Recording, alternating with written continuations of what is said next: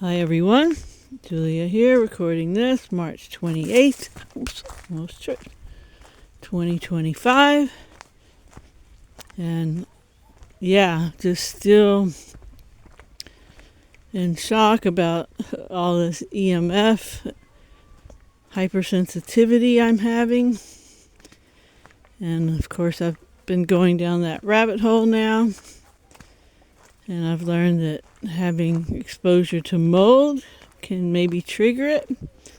And that is something that's going on because we have a leaky roof and it's been raining for weeks. And they tried to fix it, but they never could. So, of course, we just had to deal with the leaky roof. So maybe that's one of the factors that's triggered this in me. This electromagnetic hypersensitivity. But I'm now realizing that it's been affecting me just in more subtle ways. And that's affecting my sleep, having headaches, different things. And now that I'm being mindful and not exposing myself as much as I was before, I would always leave my Wi-Fi on all night next to my phone, right next to my bed. And, I know a lot of people are always like, oh yeah, you need to turn that off. And again, I was just like, I doubted the legitimacy of all that. And it's one of those things, once you remove the potential cause, or the cause actually, not even potential, you notice the differences. So I'm not having these headaches now. I'm able to actually sleep, which is amazing. Also, another thing it does is it makes you have to get up and go urinate a lot. And not having that. So just wow. So I'm going to keep researching this. I'm going to learn how to do the articular chromotherapy,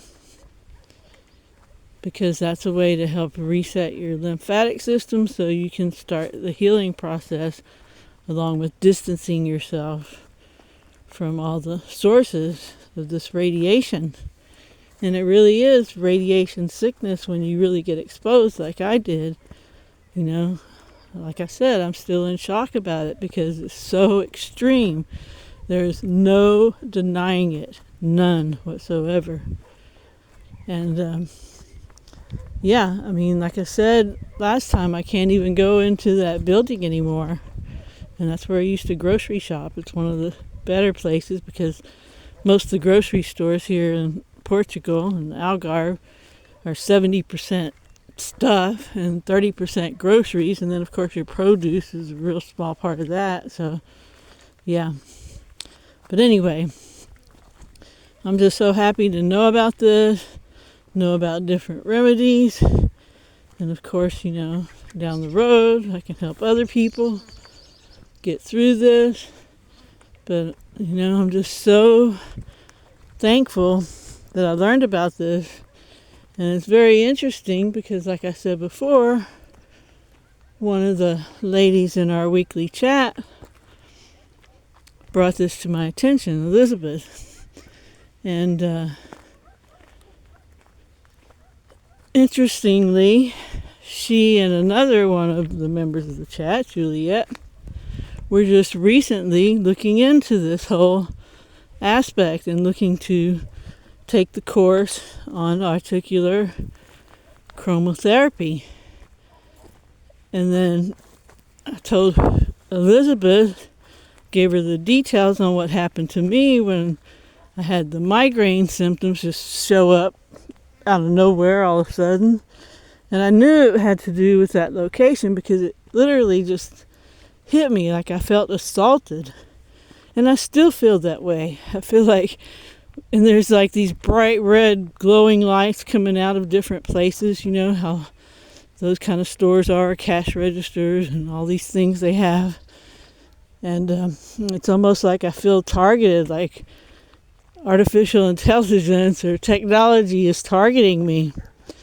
And I almost feel like we're in a radiological warfare state right now.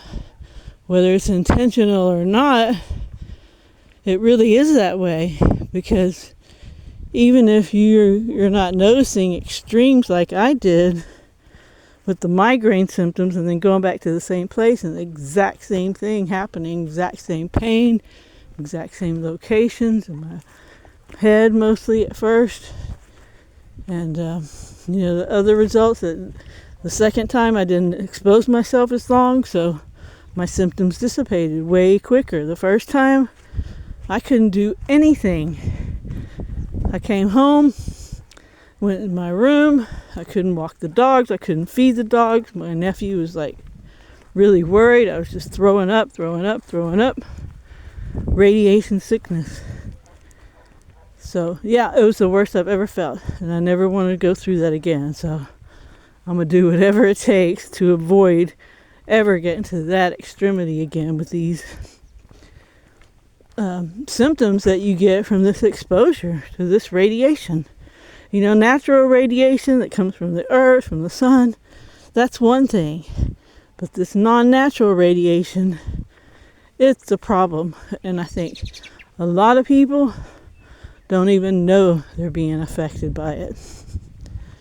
So yeah, I would say clean up the electrosmog in the areas you have to be in. I know the best thing to do is not use wireless anything. Wire your internet, etc. And I know everybody doesn't have capability to do that, but if you do, then at least limit yourself. Like now, I hardly ever have my internet and my Wi-Fi on my phone. That's the only device I use. And I have it in airplane mode. And if I do use the Wi-Fi, I just use it real quick to do some things. I maybe download some videos to listen to. I have YouTube Premium, so you can do that. Check emails, whatever. And then I get right back off. And again, since I just started turning the Wi-Fi off in my bedroom, I've been able to sleep better. I haven't been waking up to have to pee every hour, it seems like. Not having the headaches anymore. And I noticed before too, I'd get real nauseous. So yeah, again, it's so amazing. But once you know about it, you can start remedying it.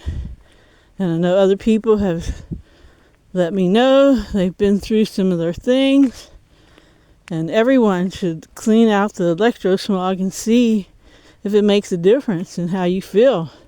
And again, anyone that's had all these chronic symptoms that modern medicine just can't seem to pinpoint and attempt to treat, well, that's where you should look. No doubt about it. And I'll post those same 2 videos in the description of this video. And check out this information if you don't know about it already. I know a lot of you do. But man, this is life-changing information. And I'm so glad that I know about it now. And I can start getting my health back. All right, everyone. Thanks for listening.